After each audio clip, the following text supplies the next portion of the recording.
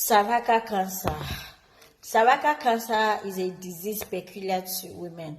A lot of people going through cervical cancer or have gone through cervical cancer know that it's not a joke. It is a disease that has caused a lot of morbidity and mortality rates worldwide, and it's a major health concern.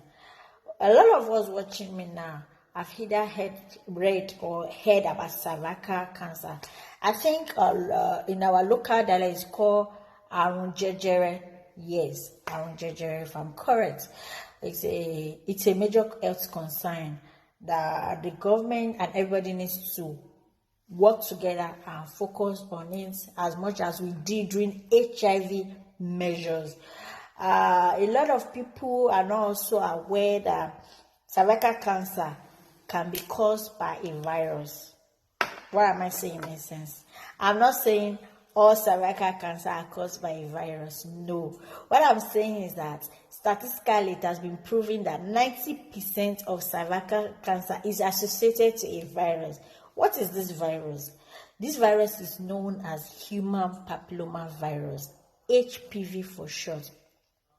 Human papillomavirus is a virus that can be transmitted to the body through different routes. We have the sexually transmitted ones. We have the blood and water fluid transmission.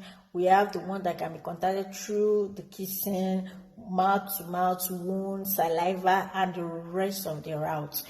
But I'm focusing more on the sexually transmitted ones. Then HPV, what you also have to know is HPV can be differentiated into two groups. One, we have the low-risk HPV and the high-risk HPV. The high-risk HPV, we have the different serotype, to mention a few, 16, 18, 45, and the rest of them, which could cause precancerous cells later in life. We have the low-risk HPV, which could cause other diseases, such as tumor.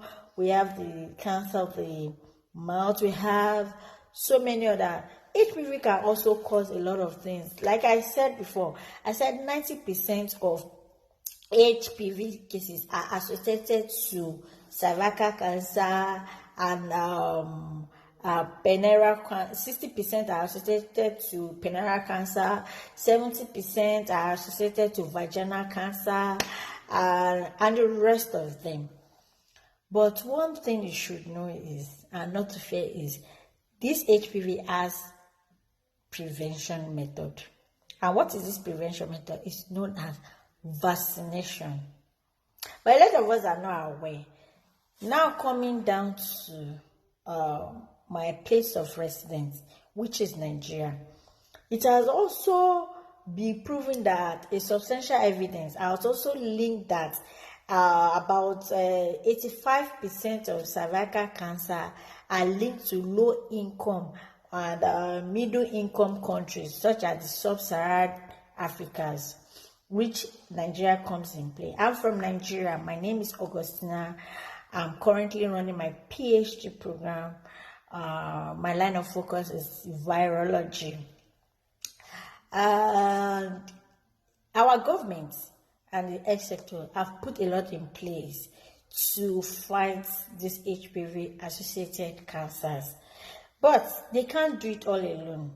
We need some people to also shoulder this burden, which I've taken upon myself to shoulder this burden with the government and the health sector by focusing my line of research on cervical cancer associated with HPV.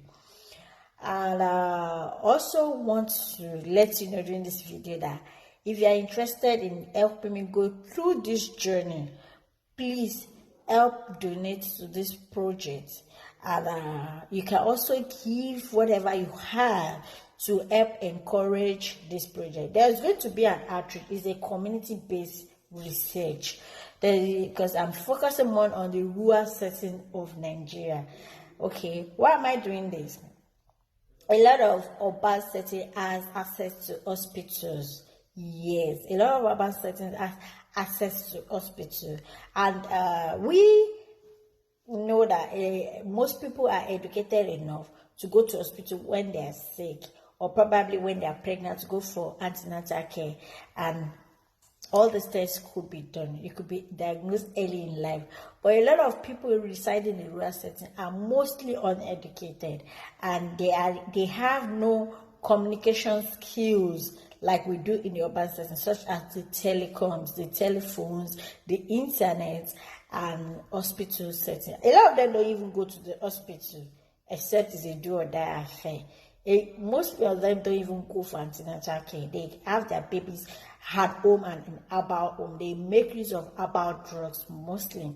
That's why we're taking this research to them. Even though the educated ones, I'm educated, I never took HPV vaccine because I was not aware. My mother was not aware. A lot of youths are out there, they are not aware. A lot of new mothers are out there, they are not aware that these vaccines are there. And this vaccine has a time you can take them.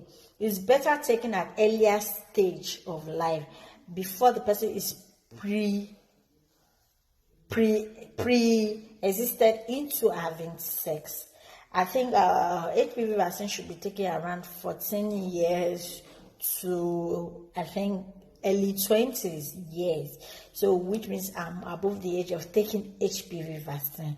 So we're just also doing this for people to also get to know their status with HPV. A lot of awareness is out there about other sexually transmitted diseases. HIV, for one, is well known even amongst the poor, the rich, the educated, and non-educated. In my local dialect, they call it Arunkogbogun, which means it has no cure. People are afraid of it. They are well aware of this, but they are not aware of this HPV as much as they should know. And with the fact that it's contributing to a lot of mortality rates of cancer later in life, why can't we just put it out there?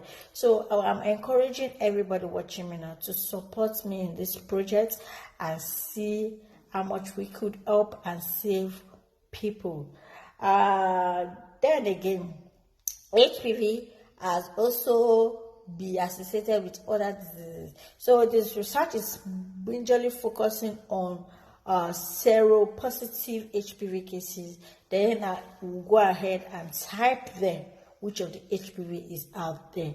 Then we can also recommend them to the nearby health sectors to go for proper treatment.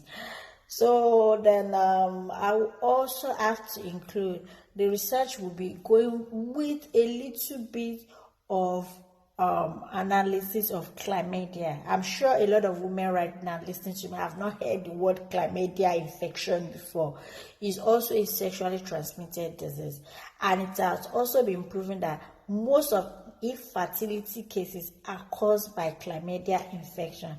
Have you been diagnosed of chlamydia? No. Have you ever gone for a test for chlamydia? No. So it's also for us to also encourage young girls. This research will also go as much as going into secondary schools. These ones are presumed to be the one we could save more now at this point. And we're also focusing more on reproductive age group women associated with HPV.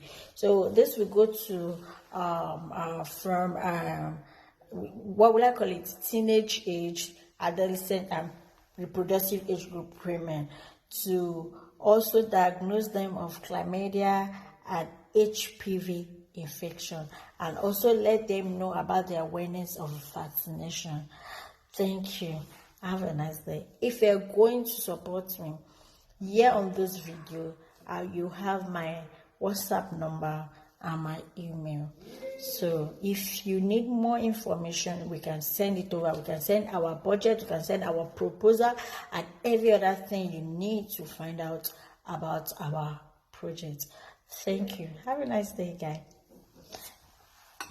A glass of water keeps you away from doctor. So guess what now? Bye, guys.